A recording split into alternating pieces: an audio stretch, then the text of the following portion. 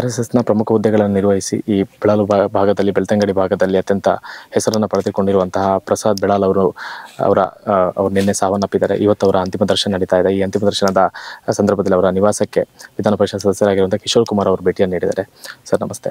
ನಮಸ್ತೆ. ತಮ್ಮೊಟ್ಟಿಗೂ ಕೂಡ ಹಲವಾರು ಕೆಲಸ ಕಾರ್ಯಗಳಲ್ಲಿ ಭಾಗಿಯಾಗಿದ್ದರು. ಪ್ರಸಾದನ್ನ ಅಂದರೆ ಒಂದು ಶಕ್ತಿ, ನಮಗೆ ಇಡೀ ಹಿಂದೂ ಸಮಾಜಕ್ಕೆ ಶಕ್ತಿ ತುಂಬಿದವರು. ಅವರು ನಿರಂತರ ಸಂಪರ್ಕದಲ್ಲಿ ಎಲ್ಲ ಕಾರ್ಯಕರ್ತರ ಜೊತೆ ಜನಾನುರಾಗಿಯಾಗಿ ಎಲ್ಲರ ಕಷ್ಟಕ್ಕೆ ಸ್ಪಂದಿಸುವಂಥ ವ್ಯಕ್ತಿತ್ವ. ಮಂಗಳೂರು ಕಡೆ ಬಂದಾಗ ಪ್ರತಿ ಸಲ ನನಗೆ ಭೇಟಿಯಾಗುವಂಥದ್ದು, ಮನೆಗೆ ಬರುವಂಥದ್ದು, ಎಲ್ಲ ವಿಚಾರವನ್ನು ಚರ್ಚಿಸುವಂಥದ್ದು, ನನಗೆ ಮಾರ್ಗದರ್ಶನ ಕೂಡ ಮಾಡಿದವರು. ಸುಮಾರು 22 ವರ್ಷದಿಂದ ಸಂಘದ ಪ್ರಚಾರಕರಾಗಿ ಬೇರೆ ಬೇರೆ ಜವಾಬ್ದಾರಿ ನಿಭಾಯಿಸಿಕೊಂಡು ಅದರ ಜೊತೆಗೆ ಈಗ ಧರ್ಮ ಜಾಗರಣದ ಜಿಲ್ಲಾ ಸಂಚಾಲಕರಾಗಿ ಕೆಲಸ ಮಾಡ್ತಿದ್ರು. ಈ ಭಾಗದ ಮಾತ್ರ ಅಲ್ಲ, ನನ್ನಂಥ ತುಂಬ ಯುವಕರಿಗೆ ಶಕ್ತಿಯನ್ನು ತುಂಬಿದವರು. ಅದರ ಜೊತೆಗೆ ಹಿಂದುತ್ವ ಕೆಲಸದಲ್ಲಿ ಯಾವುದೇ ರಾಜಿ ಇಲ್ಲದೆ ಎಲ್ಲರನ್ನು ಒಗ್ಗೂಡಿಸುವಂಥ, ಎಲ್ಲ ಜನರ ಕಷ್ಟಕ್ಕೆ ಸ್ಪಂದಿಸುವಂಥ ವ್ಯಕ್ತಿತ್ವ ಇವತ್ತು ನಮ್ಮನ್ನು ಅಗಲಿದ್ದಾರೆ. ತುಂಬ ಅತೀವ ದುಃಖ ಆಗ್ತಾ ಉಂಟು. ಅದಲ್ಲದೆ ಸಣ್ಣ ಮಗು ಅವರಿಗೆ. ಈ ಸಂದರ್ಭದಲ್ಲಿ ಇಷ್ಟೇ ಹೇಳಲಿಕ್ಕೆ ಬಯಸ್ತೇನೆ, ಭಗವಂತನ ಹತ್ರ ಪ್ರಾರ್ಥನೆ ಮಾಡ್ತೇನೆ, ಆ ಕುಟುಂಬದ ದುಃಖ, ತಾಯಿ, ತಂದೆ, ತಂಗಿಯಂದಿರು, ಅವರ ಶ್ರೀಮತಿ, ಅವರೆಲ್ಲರಿಗೂ ಆ ಭಗವಂತ ದುಃಖವನ್ನು ಭರಿಸುವ ಶಕ್ತಿ ಕೊಡಲಿ. ಪ್ರಸಾದನ್ನು ಇನ್ನೊಂದು ಸಲ ಈ ಭೂಮಿಯಲ್ಲಿ ಹುಟ್ಟಿ ಬರಲಿ, ಆ ಮುಖಾಂತರ ಹಿಂದುತ್ವ ಕೆಲಸ ಮಾಡಲಿಕ್ಕೆ ನಮಗೆಲ್ಲ ಶಕ್ತಿಯನ್ನು ಕೊಡಲಿ ಅನ್ನುವಂಥ ಪ್ರಾರ್ಥನೆ ಮಾಡ್ತಾ ಇಡೀ ಹಿಂದೂ ಸಮಾಜ ಅವರ ಕುಟುಂಬದ ಜೊತೆ ನಿಲ್ಲಬೇಕನ್ನುವಂಥ ಮನವಿಯನ್ನು ಕೂಡ ಮಾಡ್ತೇನೆ. ಸಂಘ ಕಾರ್ಯವನ್ನು ದೇಶ ಕಾರ್ಯದ ರೀತಿ ಮಾಡ್ತಾ ಬಂದಿದ್ದಾರೆ. ಯಾವುದೇ ಒಂದು ಪ್ರತಿಫಲಾಪೇಕ್ಷೆ ಇಲ್ಲದೆ ಕೆಲಸ ಮಾಡಿದಂಥ ಪ್ರಸಾದ್ ನಮ್ಮೆಲ್ಲರಿಗೂ ಒಂದು ದಾರಿದೀಪ. ಅವರು ಒಂದಷ್ಟು ಉತ್ತಮ ವಿಚಾರ ನಮ್ಗೆ ಕೊಟ್ಟು ಹೋಗಿದ್ದಾರೆ. ಇನ್ನು ಏನಿದ್ರು ಕೂಡ ಅವ್ರ ನೆನಪಿನಲ್ಲಿ ನಾವೆಲ್ಲರೂ ಅವ್ರು ಮಾಡಿದ ಕೆಲಸವನ್ನು ಒಂದು ದಾರಿದೀಪದಿಂದ ಕೆಲಸ ಮಾಡಬೇಕಂತೆಲ್ಲ ಕಾರ್ಯಕರ್ತರಲ್ಲಿ ಪ್ರಾರ್ಥನೆ ಮಾಡ್ತೇನೆ. ಕೊನೆಯದಾಗಿ ಏನಾದರೂ ಯಾವಾಗಾದ್ರೂ ಕರೆ ಮಾಡಿದ್ರೆ ಅಥವಾ ಭೇಟಿ ಏನಾದ್ರು ಆಗಿದ್ರೆ? ಅವರು ಇತ್ತೀಚೆಗೆ ನನ್ನ ವಿಧಾನ ಪರಿಷತ್ನ ಉಪಚುನಾವಣೆಯಲ್ಲಿ ನನ್ನನ್ನು ಅಭ್ಯರ್ಥಿ ಮಾಡಿದ ನಂತರ ನಿರಂತರ ಸಂಪರ್ಕದಲ್ಲಿದ್ದರು. 2 ಬಾರಿ ನನ್ನ ಮನೆಗೆ ಬಂದು ಹೋಗಿದ್ದಾರೆ, ಯಾವ ರೀತಿ ಕೆಲಸ ಮಾಡಬೇಕು. ಅದ್ರ ಜೊತೆಗೆ ಚುನಾವಣೆ ಸಂದರ್ಭದಲ್ಲಿ ಕೂಡ ಯಾವುದೇ ರೀತಿ ಎದುರುಗಡೆ ಬರದೆ, ಮಾಧ್ಯಮದ ಯಾವ ಎದುರುಗಡೆ ಹಿಂದಿಂದ ನಮಗೆ ಶಕ್ತಿ ತುಂಬಿದಂಥವ್ರು. ಮೊನ್ನೆ ಪುತ್ತೂರು ಚುನಾವಣೆ ಕೂಡ ಬಂದು ಪೂರ್ತಿ 15 ದಿವಸ ಪೂರ್ತಿಯಾಗಿ ಕೆಲಸ ಮಾಡಿ ಒಂದು ಹಿಂದುತ್ವಕ್ಕೆ ಶಕ್ತಿ ತುಂಬಿದರು. ನನ್ನ ಚುನಾವಣೆಯಲ್ಲಿ ಕೂಡ ಅಷ್ಟೇ. ನನ್ನ ಅನೌನ್ಸ್ ಆದ ತಕ್ಷಣ ನಿರಂತರ ಸಂಪರ್ಕದಲ್ಲಿದ್ದರು. ಅದರ ಜೊತೆಗೆ ನಾನು ಯಾವ ರೀತಿ ಕೆಲಸ ಮಾಡಬೇಕು ಅದನ್ನು ಕೂಡ ತೋರಿಸ್ಕೊಟ್ಟು, ಅದಕ್ಕೋಸ್ಕರ ಅದು ಅಗಾಧವಾದ ದುಃಖ ಆಗ್ತುಂಟು ನನಗೆ. ಈ ಕಾರಣಕ್ಕೆ ಅವರು ಏನೋ ಒಂದು ಉತ್ತಮ ಕೆಲಸ ಮಾಡಿದ ಅದನ್ನೆಲ್ಲ ಮನಸ್ಸಲ್ಲಿ ಇಟ್ಕೊಂಡು ನಾನು ಮುಂದಕ್ಕೆ ಅವರ ಹಾಕಿದ ಮಾರ್ಗದಲ್ಲಿ ಮುಂದಕ್ಕೆ ಹೋಗ್ತೇನೆ.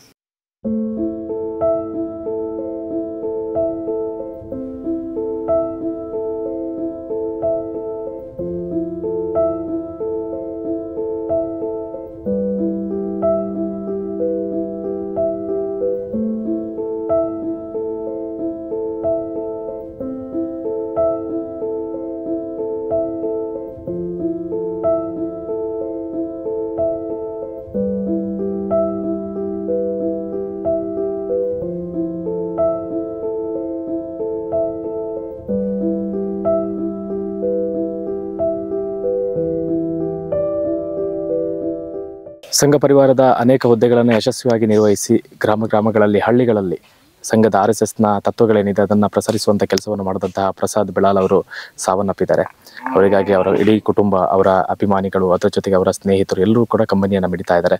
ನಮ್ಮ ಜೊತೆಗೆ ಅವರ ಸ್ನೇಹಿತ, ಅದರ ಜೊತೆಗೆ ಅವರ ಒಡನಾಡಿಯಾಗಿದ್ದಂತಹ ಸುದರ್ಶನ್ ಕನ್ಯಾಡಿ ನಮ್ಮ ಜೊತೆಗಿದ್ದಾರೆ.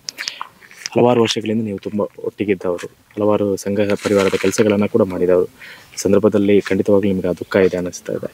ಏನು ಹೇಳ್ತೀರಾ ಅವರ ಬಗ್ಗೆ? ನಮ್ಮ ಒಂದು ಮಿತ್ರ ಅಂತ ಹೇಳೋದಕ್ಕಿಂತ ಒಂದು ಕುಟುಂಬದ ಸದಸ್ಯನಾಗಿದ್ದವನು. ಹಾಗಾಗಿ ನೀರಿನಲ್ಲಿ ಅಂತ ಸಾವು ಬಂತು ಅಂತೇಳಿ, ಇಂಥ ಸಾವು ಬಂದಾಗ ಅದನ್ನು ನಾವು ಅರಗಿಸ್ಕೊಳ್ಲಿಕ್ಕೆ ಆಗ್ತಾ ಇಲ್ಲ. ಅಂದರೆ ನೀರಲ್ಲಿ ಸದಾ ನಮ್ಮೊಟ್ಟಿಗೆಲ್ಲ ಆಟ ಆಡ್ತಿದ್ದಂಥವ್ರು, ಈಜ್ತಿದ್ದಂಥವ್ರು ನೀರಲ್ಲಿ ಮುಳುಗಿ ಸಾಯೋದು ಅಂತೇಳಿ ಅದನ್ನು ಕೇಳಿದ್ರೆ ನಂಬಲಿಕ್ಕೆ ಯಾರಿಗೂ ಆಗೋದಿಲ್ಲ. ಅವರು ಇನ್ನೂ ಜೀವಂತಾಗಿ ಇರ್ತಾರೆ, ಆ ರೀತಿ ಆಗ್ತಾಯಿತ್ತು ನನಗೆ ಸುದ್ದಿ ತಿಳಿದಾಗ. ಹಾಗಾಗಿ ಇವತ್ತು ಅವರು ನಮ್ಮೊಟ್ಟಿಗೆ ಇಲ್ಲ, ಆದರೆ ಅವರ ಕುಟುಂಬ, ನಾವು ಆ ಮನೆಯ ಸದಸ್ಯನಾಗಿ ಸಹ ನಾನು ಇದ್ದಾಗಿತ್ತು. ಹಾಗೆ ಇವತ್ತು ಆ ಮನೆಗೆ ಬಂದಾಗಿ ಮನೆ ನೋಡುವಾಗ ಅದು ಮಾತು ಹೇಳಲಿಕ್ಕೆ ಆಗುದಿಲ್ಲ, ಆ ರೀತಿಯ ದುಃಖ ಇದೆ.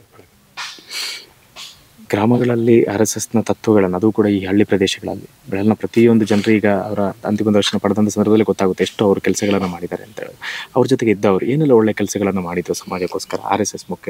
ಅಂದರೆ ಈ ಬೆಳಾಲ್ನಂಥ ಒಂದು ಹಳ್ಳಿಯ ಗ್ರಾಮ ಇದು, ಅದರಲ್ಲಿಯೂ ಈ ಸುರುಳಿ ಅಂತಹ ಕುಡಿ, ಈ ಕುಂಡಡ್ಕ, ಈ ಒಂದು ಮೂಲೆ ಮನೆಯಿಂದ ಈ RSSಗೆ ಸೇರಿಕೊಂಡು ಇಡೀ ವಿಶ್ವಕ್ಕೆ ಪರಿಚಯ ಆದ ಹಾಗೆ. ಅಂದರೆ ಅವರು 5 ವರ್ಷ ಪೂರ್ಣಾವಧಿಯಾಗಿ, ಅದು ಮಂಡ್ಯ ಇರ್ಬೋದು, ಕಾಸರಗೋಡು ಇರ್ಬೋದು, ಪುತ್ತೂರು ಗ್ರಾಮಾಂತರ ಇರ್ಬೋದು, ಸುಳ್ಯ ಇರ್ಬೋದು, ಹೀಗೆ ಪ್ರಚಾರಕ್ಕೆ ಜೀವನ ನಡೆಸಿ ಅವರು ಇಷ್ಟು ಸಂಖ್ಯೆಯಲ್ಲಿ ಇವತ್ತು ಸ್ವಯಂ ಸೇವಕರು, ಕಾರ್ಯಕರ್ತರು ಅವರ ಒಂದು ನಿಧಾನ ಸುದ್ದಿ ಕೇಳಿ ಇಲ್ಲಿಗೆ ಬರಲಿಕ್ಕಾಯ್ತು, ಇಂಥ ಮೂಲೆಗೆ. ಅದಕ್ಕೆ ಕಾರಣ RSS ಅವರು ಸೇರಿಕೊಂಡದ್ದು. ಅವರು ಹಾಸ್ಟೆಲಲ್ಲಿ ಇರಬೇಕಾದ್ರೆ ಸಂಘದ ಪರಿಚಯ ಆಗ್ತದೆ.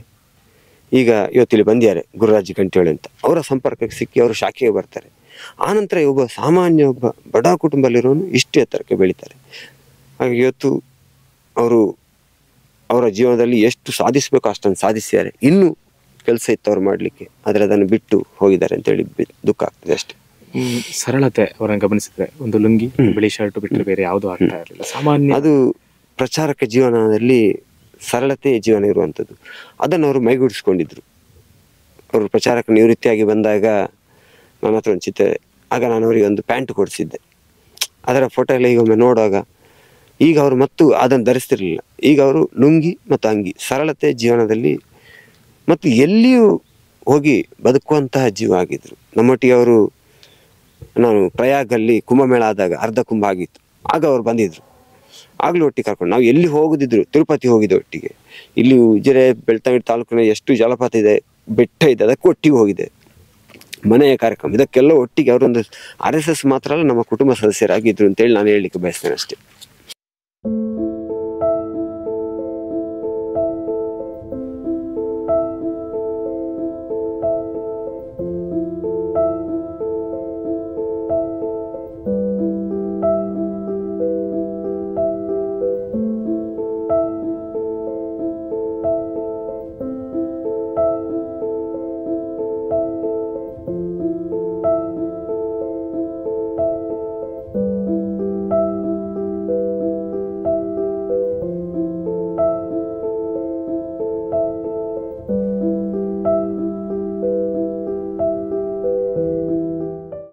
ಸತ್ಯ, ಸ್ಪಷ್ಟ, ನೇರ ಸುದ್ದಿಯೊಂದಿಗೆ U+ TV. ಇದು ಹೊಸತನದ ಸಂಕಲನ. ಬೆನಕ ಹಾಸ್ಪಿಟಲ್ ಕಳೆದ 18 ವರ್ಷಗಳಿಂದ ಬೆಳ್ತಂಗಡಿ ತಾಲೂಕಿನಲ್ಲಿ ಉತ್ಕೃಷ್ಟ ಸೇವೆ ಸಲ್ಲಿಸುತ್ತಿರುವ ಉಜಿರೆಯ ಬೆನಕ ಹೆಲ್ತ್ ಸೆಂಟರ್, ನುರಿತ ತಜ್ಞರು ಹಾಗೂ ಅತ್ಯಾಧುನಿಕ ಸವಲತ್ತುಗಳೊಂದಿಗೆ multi speciality hospital. Benaka health centre, main road, Ujire. ಸಂಪರ್ಕಿಸಿ 08256236742.